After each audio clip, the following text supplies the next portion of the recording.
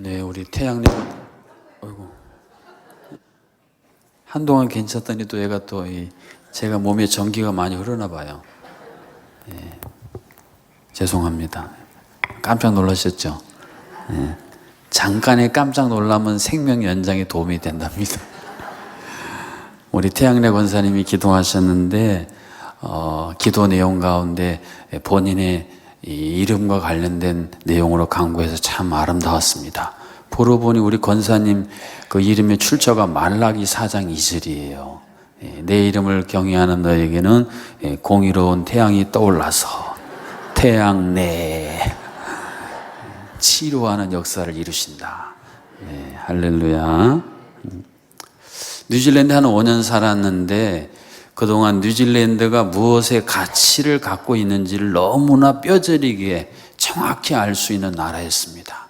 그러니까 뉴질랜드에서 갖고 있는 최고의 가치가 뭔지를 제가 몇 가지 실예를 들으면 여러분이 공감이 되실 거예요. 먼저 뉴질랜드는 지방에서 조금만 외곽에 벗어나면 운전할 때 상당히 위험한 도로가 있어요. 뭐냐면 원웨이 브릿지, 그러니까 차가 한 대만 지나갈 수 있는 좁은 그런 다리들이 굉장히 많습니다. 그래서 그거 모르고 서로 양방에서 와다가 사고가 많이 나는 거예요. 그래서 그 원웨이 브릿지를 만나면 표시가 있습니다. 어떤 차가 우선권 있는가 그 표시를 보고 먼저 가고 양보하고 해야지, 안 그러면 큰일 나요. 그래서 그런 걸 저도 이제 1년에 한 차례씩 돌아다니면서 많이 지나다니면서 한국식 사고를 어떻게 생각했어요? 아니 이거 빨리 헐고 새로 다리를 양방향으로 놔야지 왜 이러고 있을까? 왜 그럴까요? 자연보호의식 때문에 그래요. 또 퀸스타운이라는 영국의 여왕이 오면 꼭 머무는 그 유명한 관광지에서 밀포드 사운드라는, 이 밀포드 사운드는 빙하가 놓은 바다가 이렇게 거기 펭귄이랑 뭐 사는데 그 위에 트레킹이라는데 이것은 세계의 10대 사람들이 꼭 해보고 싶은 것 중에 하나로 있어요. 그래서 실제로 제가 아는 그 다니던 교회 집사님의 그 동생이 우리나라 정치인이었는데 그분이 이제 대통령 당선되기 전에 그분을 그쪽으로 하셔서 그분이 그걸 한 바퀴 여행했다는 이야기도 들었어요. 근데 터널 하나만 뚫으면, 지난번에 우리 목회자 수련회 갈 때에 저쪽에 가니까 터널들이 막 엄청 길더라고요. 그러니까 빨리빨리 가잖아요. 터널 하나만 뚫으면 1시간이면 갈 길인데 삥 둘러가지고 6시간을 차를 몰고 가서 거기를 보고 가야 돼요. 왜 터널을 안 뚫었을까요? 자연보호. 제가 떠나기 얼마 안 됐을 때에는 해변 주변에 엄청난 그 원유가 매장되어 있다는 게 발견이 됐어요. 우리나라 가면 어떡할까요? 이게 웬 횡재냐 하고 빨리 개발했을 텐데 토론을 했어요. 이거를 개발을 할까 말까. 왜 그랬을까요? 자연보호. 결론은 안 하기로. 그러니까 그분들에게 최고의 가치는 자연보호예요. 그래서 자연이 너무 아름답고 바다에도 모든 게 씨가 마르는 법이 없습니다. 전복이요, 잠수해서 들어가면 바닥에 다 전복이 깔리고 해안가에서도 전복을 실제로 한 사람이 10마리씩 이렇게 채취할 수 있도록, 그러니까 자원이 씨가 마르질 않아요. 이게 그들이 갖고 있는 최고의 가치인 것을 거기서 살면서 정확하게 느낄 수 있었습니다. 그러면 하나님께서 여러분을 보실 때에 너는 어떤 게 너의 최고의 가치인가? 이것을 하나님께서 아실까요? 모르실까요? 아세요. 하나님 앞에서는 감출 수가 없습니다. 그러니까 하나님께서 보실 때에 내가 갖고 있는 최고의 가치는 다 하나님이 아시게 돼 있어요. 그럼 어떻게 하시겠어요? 감출 수도 없고. 잘못된 가치를 갖고 있다면 하나님께서 원하시는 가치로 빨리 옮기셔야 되겠죠. 이것을 두 글자로 뭐라 그래요? 회개라 그래요. 회개. 회개가 다른 것이 아니라 하나님께서 기뻐하시는 가치가 아닌 것에 있다가 하나님이 기뻐하시는 가치로 빨리 제자리로 돌아오는 것을 회개라고 이야기를 합니다. 저는 신학대학원을 졸업하고 세계선교대학원에서 선교에 대해서 한 2년 반 공부를 했는데, 그러다 보니까 장로의 신학대학 그 세계선교대학원에는 해외에서 공부하러 온 3분의 2 세계라고 불리는 데서 공부하러 온 많은 분들이랑 서로 교류하고, 또 선교사님들이 와서 선교 보고도 하고 현지인들이 와서 그런 기회를 많이 가졌습니다. 그런데 많은 분들이 이 박해 지역에서 오신 분들이 꽤 되셨어요. 박해 지역이란 말은 예수를 믿는다는 이유 하나 때문에 아웃사이더가 되는 거예요. 그러니까 메인스트림, 중심에서 자연스럽게 비껴나가는 삶을 살게 돼요. 그것만 해도 조금 견딜만 한데, 여러분 종종 뉴스에 나잖아요. 막 불지르고 막 가서 막 테러하고 심지어는 목숨까지 잃는 그런 박해 지역에서 신앙생활 하는 분들이 저희 나라에 와서 예배해서 특송을 하는데, 그들의 그 특송의 내용은 주로 이제 우리나라의 복음송이나 찬송가에서 많이 아는 내용들을 그분들이 일부러 골라서 이렇게 하는데, 그러니까 그분들의 언어로 하지만 내용은 전달이 되잖아요. 그런데 그분들의 그 찬송을 듣는데 정말 가슴이 미어지더라고요. 그러면서 그런 질문을 저도 모르게 하게 되더라고요. 저분들은 어떻게 저렇게 예수님 믿는다는 것 때문에 밖에서 아웃사이더로 되는데, 또 예수님 믿는다는 것 때문에 저렇게 박해를 받고 심지어는 가족이 다 어려움을 당하고 생명까지 잃을 수 있는 저곳에서 어떻게 저런 고백, 저런 신앙을 생활할 수 있을까? 그런 질문이 제 속에서 막 일어났어요.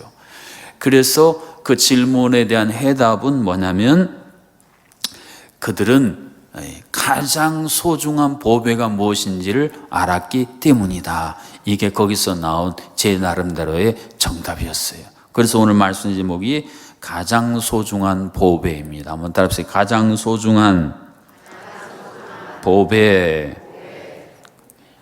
여러분, 아무리 보석이 귀해도 이게 보석인 줄 모르고 진가를 모르면 그냥 돌처럼 취급할 수 있어요. 그렇지 않습니까? 그런 이야기 많이 들으셨잖아요. 어디 뭐 로키 산맥 그런 데 가서 바위, 거무죽죽한 큰 돌덩어리를 해서 그곳에 사는 사람이 그걸 갖다가 무슨 문 지지하는 지지하는데 이렇게 받쳐놨대요. 그게 보석인 줄 모른 거예요. 그런데 보석 전문가가 그곳을 지나가다가 그걸 보고 그 엄청난 보석인 걸 알아가지고 그거 팔아가지고 엄청난 집도 사고, 그냥 돌로 알았을 때는 아무것도 안 됐는데 이게 보석인 줄 아는 순간 달라졌대요. 저희 나라에도 그 보물섬 가라앉은 그런 신안 앞바다 그런 데도 그런 얘기 많이 있어요. 혹시 그쪽에 사신 분들 중에는 그런 거 항상 주워가지고 아파트 사신 분도 계실 거예요. 아이들이 놀다가 근데 뭐가 둥둥 떠내려 오는 거예요. 그래서 그거 가지고 막 무슨 장난하고 또 막 애완동물도 밖으로 쏘는데, 또 그것을 지나가던 전문가가 보더니 아니 이 귀한 것을 개 밖으로 쓰다니요. 그래서 보니까 그게 보물선이 가라앉았다 거기서 떠오른 그 보물이잖아요. 그래가지고 그걸로 인해서 또 신세가 달라졌다. 뭐 그런 스토리는 아주 많습니다.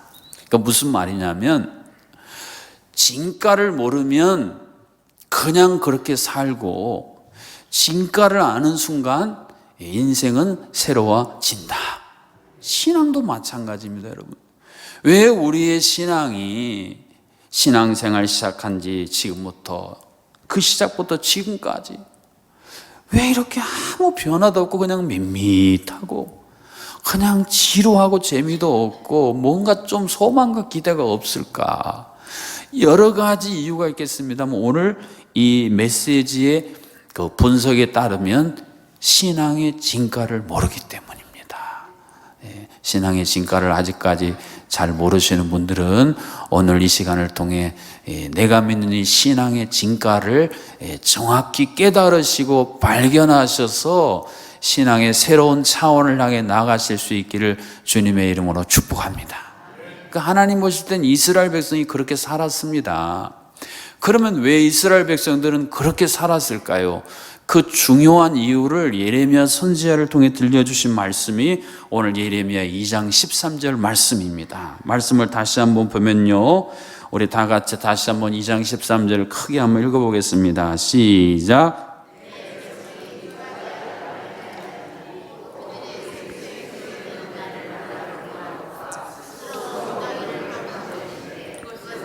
물을 가두지 못한 터진 웅덩이들이니라. 아멘.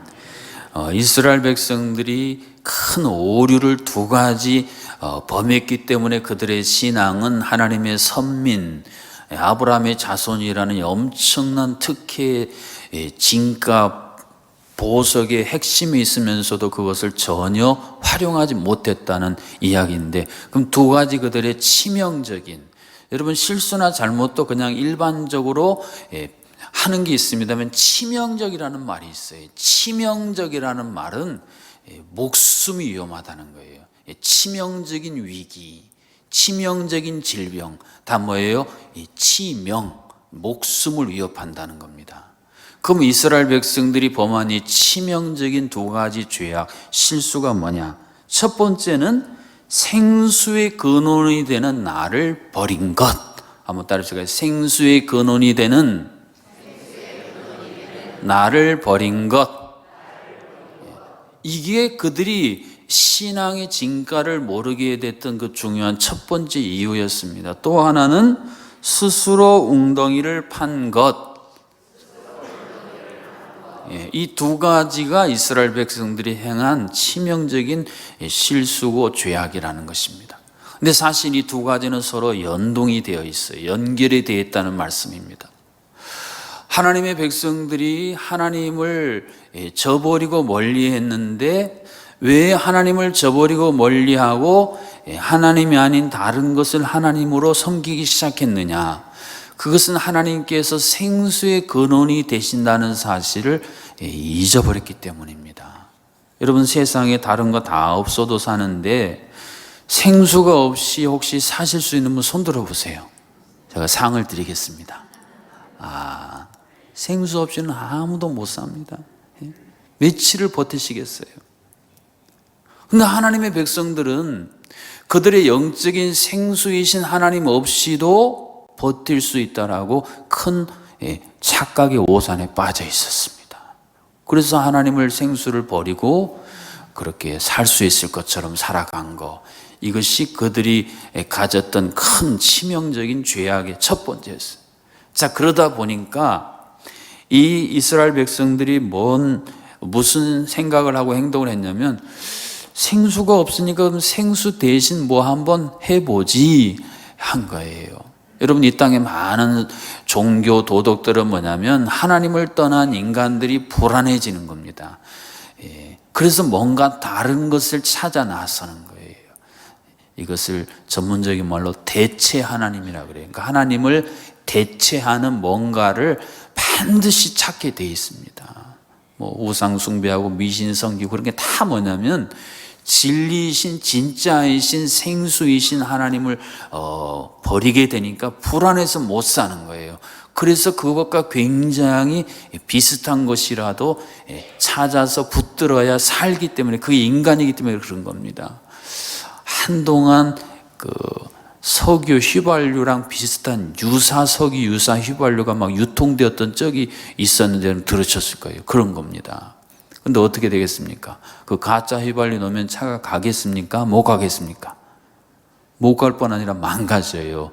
제가 아는 어떤 목사님이 그 휘발유를 넣어야 되는데 순간 혼돈해서 그 휘발유차 제네시스라는 고급차에다가 경유를 넣어버린 거예요. 어떻게 됐겠습니까? 차가 못 가요. 그것도 수리가 가서 막 그거 다 하는데 엄청난 시간과 돈을 들었다는 이야기를 들었어요. 그 한 번 잠깐 실수한 게 치명적으로 차에 손상을 준 겁니다. 근데 오늘 이 땅을 살아가는 수많은 사람들은 생수의 근원이신 하나님의 생수가 아니라 유사 생수를 찾으면 이야, 내가 예전에 맛봤던 생수보다 더 좋은 여기 생수가 있냐고 그것을 갖다가 자기의 인생의 중심 속에 탁 주입하기를 시작한다는 거예요. 그러면서 인간은 치명적으로 고장나기를 시작했어요. 하나님에 대한 감각은 다 잃어버리게 되고, 시편에 있는 것처럼 하나님은 없다, 죽었다, 이런 이야기들을 막 큰 소리로 외치기를 시작하고, 하나님 없이도 우리는 이 세상에 지상 낙원을 건설할 수 있다, 유토피아는 우리 힘으로, 이런 이야기들이 계속 되어 온 이유가 바로 여기 있습니다.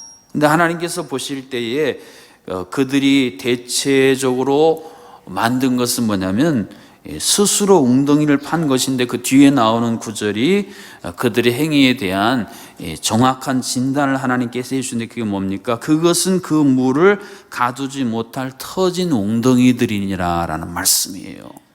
팔레스타인은 비가 많이 오지 않기 때문에 비가 올 때에 물을 저장해 두는 것이 굉장히 중요했습니다. 우리나라도 이렇게 농업 관련된 기록들을 보면 가물어서 비가 안 올 때를 대비해서 그 물을 받아두는 굉장히 그런 시설들을 우리 조상들도 많이 했더라고요. 그런데 이스라엘 땅에서 그들이 행한 건 뭐냐면, 웅덩이를 파서 거기에 석회를 이렇게 발라둔 겁니다. 그러면 처음에 석회가 밀집도가 좋아서 균열이 안 생길 때 물이 이렇게 보존되는데, 시간이 점점 지나면서 그 석회에 이렇게 균열이 생기게 되니까 어떻게 되겠습니까? 거기에 물이 담겨있던 물이 다 줄줄 새버린다는 거예요. 하나님께서 지금 이스라엘 백성들이 행하는 생수의 근원이신 하나님을 버리고 다른 대체 생수를 찾는 너희들의 행동은 바로 시간이 흘러서 다 균열돼서 물이 빠져버리는, 너희들이 날마다 그거 해서 보고 있는 거잖아. 너희들이 아는 거잖아.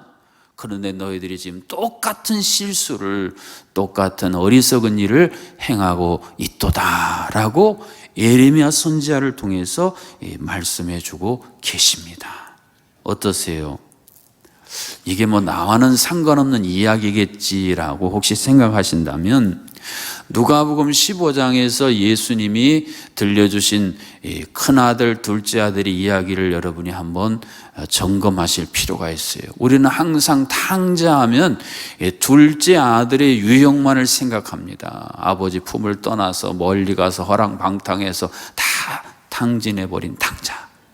그런데 사실 예수님께서 그 비유를 통해서 들려주시고자 했던 의도는 둘째 아들이 아니라 큰아들입니다. 큰아들은 어떻게 지냈습니까? 아버지와 함께, 아버지 곁에서 아버지의 일을 하면서, 그의 입의 고백대로라면 열심히 일하면서 무슨 염소 새끼 한 마리도 축내지 않은, 그야말로 자기의 모든 정성과 모든 걸 다 쏟아서 오직 아버지를 위해서 나는 살았습니다 선언할 수 있는 바로 그 아들이었어요. 그런데 예수님께서 뭐라 그랬습니까? 내가 보니 집 나간 아들은 돌아와서 아버지의 사랑이 얼마나 귀한 걸 알고, 그래서 이제는 더 이상 다시는 아버지 곁을 떠나라 그래도 안 떠날 아들이 된 거예요. 근데 큰아들은 어땠습니까? 돌아온 그 둘째 아들을 아버지가 받아주는 게 너무 못마땅했습니다. 그래서 그 아버지를 향해서 저항하고 반항하고, 그 아버지가 잔치자리에 오라고 가서 얘기해도 그것을 결론은 나오지 않았습니다만 일단은 첫 번째는 거절한 겁니다. 그러니까 아버지 입장에서 보면 집을 나갔다 돌아온 둘째 아들보다 가까이 있어서 잘하고 있는 줄 알았는데 뚜껑을 열어보니까 큰아들이 큰 문제였어요. 큰아들의 마음에 지금 심각한 질병에 빠져 있었습니다. 여러분, 왜 큰아들이 왜 이렇게 됐을까요? 그것은 오늘 본문에 나오는 생수의 근원이신 하나님을 저버리고 자기 스스로가 웅덩이를 파긴 팠는데 그게 물을 담아둘 수 없는 이 균열이 된 깨진 석회 그릇이라는 말씀이에요. 큰아들은 열심히 했어요. 그런데 다 그게 뭐냐면 자기의 결심, 또 내가 가진 것들을 동원해서 모든 것을 다 한 거예요. 결정적으로 중요한 게 빠졌습니다. 뭐가 빠졌어요? 아버지의 은혜. 내가 이 땅에 존재하는 것 저 아버지가 아니었다면 내가 어떻게 존재할 수 있는가? 내 존재의 근원인 아버지를 향한 은혜에 대한 감사하는 마음. 그리고 내가 지금 이 일을 맡아서 하고 있는데 이건 내가 처음부터 잘한 거 아니에요. 아버지가 가르쳐 주시고, 아버지가 실수할 때 나무라지 않고 잘 격려해 주시고, 또 그때그때 필요한 것을 아버지가 공급해 주셔서 오늘 내가 이러한 일들을 잘 할 수 있게 됐구나. 그래서 그 모든 것을 생각할수록 다 아버지의 은혜입니다. 이 마음이 큰아들의 마음 속에서 사라져버리는 순간 이 큰아들은 마음이 아주 건조해지고 딱딱해져서, 여러분 부들부들한 것은 어떠세요? 초등학교 다닐 때 진흙으로 만들어 보셨잖아요. 진흙이 이렇게 말랑말랑할 때는 여러분이 만들고 싶은 거 막 만들고 해도 이렇게 잘 접착력이 있어요. 근데 시간이 지나고 딱딱 말라지면서부터 금이 가고 쉽게 부서지는 겁니다. 그래서 우리의 모든 신앙생활, 교회의 모든 것에 있어서 빠져서는 안 되는 게 바로 하나님의 은혜입니다. 이 하나님의 은혜가 이제 빠져버리는 그 순간부터 우리는 막 율법주의자가 돼서 막 비판하고 정죄하고 판단하고 갈등하고 분열한, 오늘 이 땅에 수많은 교회들이 겪고 있는 이 아픔들의 그 핵심은 이 하나님의 은혜가 결여된 거예요. 이것을 예레미야 선지자를 통해서 말씀하셨습니다. 너희들 생수의 근원이 되는 나를 버렸구나. 내 은혜가 아니면 너희들이 어떻게 살 건데, 내 은혜를 잊어버리고 너희들이 어떻게 신앙생활을 할 건데, 내 은혜가 다 말라버리고 어떻게 내 나라에 들어올 건데. 이게 바로 예레미야 선지자를 통해 이스라엘 백성들이 오늘 우리에게 들려주시는 하나님의 음성입니다. 예전에 자유가 너무 그리워서 그 자유를 찾기 위해서 외쳤던 외침을 우리는 기억하고 있습니다. 자유가 아니면 죽음을 달라. 여러분, 자유가 얼마나 소중했으면 자유 안 줄 거면 차라리 죽음을 달라라고 이야기했겠습니까? 그만큼 자유가 소중한 줄을 아는 사람들의 절규입니다. 그렇다면 우리는 똑같이 고백할 수 있어야 돼요. 하나님의 은혜가 아니면 죽음을 달라. 별로 동의가 안 되시는 것 같아요. 그만큼 하나님의 은혜에 우리는 목말라야 됩니다. 목이 말라서 물을 마시지 않고는 설교를 할 수가 없어요. 그래서 제가 물을 마시는 거예요. 똑같습니다. 우리의 삶에 하나님의 은혜가 아니면 우리의 인생은 정말 아무것도 아닙니다. 마치 그 옷가게 가면은 마네킹에 막 고급 옷을 입히고 막 액세서리를 해놔도 그건 생명이 아니잖아요. 하나님의 은혜가 없는 신앙인, 하나님의 은혜가 빠져버린 신앙의 가정, 하나님의 은혜가 메말라버린 교회들, 다 하나님 보실 땐 그런 모습이라는 거예요. 그러면 왜 우리는 이러한 오류를 자꾸 반복하는가? 폴리갑이라고 하는 교부, 지금으로 말하면 무슨 시찰에 노예했을 때 노예장님 정도 되실 그분인데, 감독이라고 하죠. 이제 로마 황제가 이 폴리갑이라는 이 감독을 잡으라 그래서 체포해 왔어요. 그러면서 이렇게 요청했습니다. 네가 로마 황제를 두고 맹세하고 예수 그리스도를 저주해라. 그러면 내가 석방해 주마. 이렇게 요청이 왔어요. 만일에 여러분에게 그런 도전이 온다면 여러분 어떻게 하실 수 있으실 것 같으세요? 네? 준비되셨어요? 준비됐나요? 근데 이 폴리갑 감독이 이렇게 얘기했대요. 그때가 86세셨나 봐요. 야, 내가 86년 동안 하나님을 섬겼는데 그분은 한 번도 나를 저버리신 일이 없는데 내가 어떻게 나의 구원자, 나의 왕을 저버리고 저주할 수 있느냐. 그리고 순교했다는 이야기입니다. 그 무슨 말이냐면 내가 살아온 모든 하루하루 순간순간이 다 하나님의 은혜였습니다. 그런 고백입니다. 그리고 사실은 86년 동안 사는 동안 하나님께서 내게 은혜를 좀 끊을 만한 순간도 있었는데, 은혜를 좀 걷어 가실 만도 했던 일도 있었는데 하나님께서는 끊으시지 않고 걷어가지 아니하시고, 사도 바울의 고백처럼 죄가 많은 곳에 은혜가 더합니다. 이것은 죄를 많이 지으라는 얘기가 아니지 않습니까? 내가 연약할수록, 내가 부족할수록 하나님은 나를 더 살리시기 위해, 나를 더 세우시기 위해 더 엄청난 은혜를 쏟아부어 주시는, 그래서 어떤 사람은 그런 하나님을 낭비하시는 하나님이라 그랬어요. 그러니까 인간의 이성으로 보면 낭비 아니겠어요? 희망도 없는데 계속 부어만 주면 어떡하겠어요? 그런데 폴리갑 감독은 이것을 체험한 분이었습니다. 사랑하는 성도 여러분, 마지막 때가 될수록 나타나는 현상 중에 하나는 뭐냐면 사람들이 하나님을 사랑하지 않고 자기 자신을 사랑하는 것에 빠진다 그랬습니다. 그게 무슨 말이겠어요? 하나님께서 내게 베푸신 은혜들을 점점 잊어버린다는 거예요. 에베소 교회를 향해 말했던 첫사랑을 잃어버렸다, 그런 개념입니다. 여러분도 다 그렇지 않습니까? 자녀나 부모, 부부 간에, 또 목회자, 성도 간에 우리가 잊어버리고 망각하는 그 순간부터 우리의 관계는 아주 냉각기에 들어서고, 그때부터 상당히 모든 것들이 불편하고 어려워지게 되어 있습니다. 말씀을 맺고자 합니다.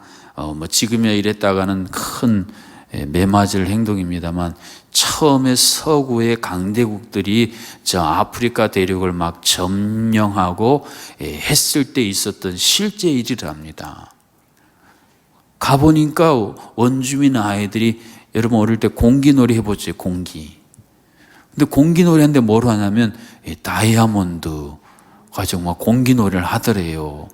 그래서 막 그 아이들한테 가서 품에 있었던 초콜릿, 가나 초콜릿 꺼내서, 가나, 아프리카 가나 있잖아요. 가나에서 가나 초콜릿 꺼내서, 야, 이거 한번 먹어볼래 했더니 애들이 맛보니까 처음 초콜릿을 먹었는데 입에 막 사르르 녹고 하니까 너무 좋은 거예요. 그래서 아저씨 그거 우리 좀 더 줘요 그랬대. 그래? 그럼 너네 그 공기놀이 하는 거랑 이 초콜릿이랑 바꿀까 그랬더니 애들이 어머 바꿨다는 그런 전설이 있습니다. 지금 가서 그랬다면 어떻게 될까요? 원주민들 창에 찔려요. 큰일 날 일이에요. 그런데 사실은 저는 이야기를 들으면서, 주님, 제가 지금 이렇게 하고 살고 있습니다 하고 고백할 수밖에 없더라고요. 그 사단이 내어오면 잠시 잠깐의 그 달콤한 초콜릿 때문에 우리는 정말 포기할 수 없는 가장 소중한 보배이신 예수 그리스도를 그것들과 맞바꾸며 살아가고 있는 이러한 어리석은, 이러한 미련한, 이러한 완악한 죄인이 바로 저입니다. 고백할 수밖에 없었습니다. 여러분은 어떠십니까? 우리가 언제까지 이렇게 어리석게 사시겠어요? 언제까지 이렇게 미련하게 사시겠어요? 언제까지 이렇게 안타까운 일을 반복하며 사시겠습니까? 이제는 그러한 초보적인 이 어린아이의 신앙에 머물지 마시고 장성한 분량이 되어져서 무엇이 가장 소중한지, 가장 소중한 것을 먼저 하라는 유명한 책의 내용이 그거예요. 사람들은 살면서 소중한 것을 안 한다는 겁니다. 일단 급한 일, 막 발등에 떨어진 불, 그리고 내가 하고 싶은 일만 한다는 거예요. 그리고 인생을 다 소비하고 나중에 후회한다는 거예요. 아이고, 그때 그 소중한 것을 내가 못했네. 신앙도 마찬가지입니다. 하나님께서 가장 소중히 여기시는 그것을 위해서 오늘 하루도 살아가는 여러분 모두가 되시기를 주님의 이름으로 축복합니다. 하나님 아버지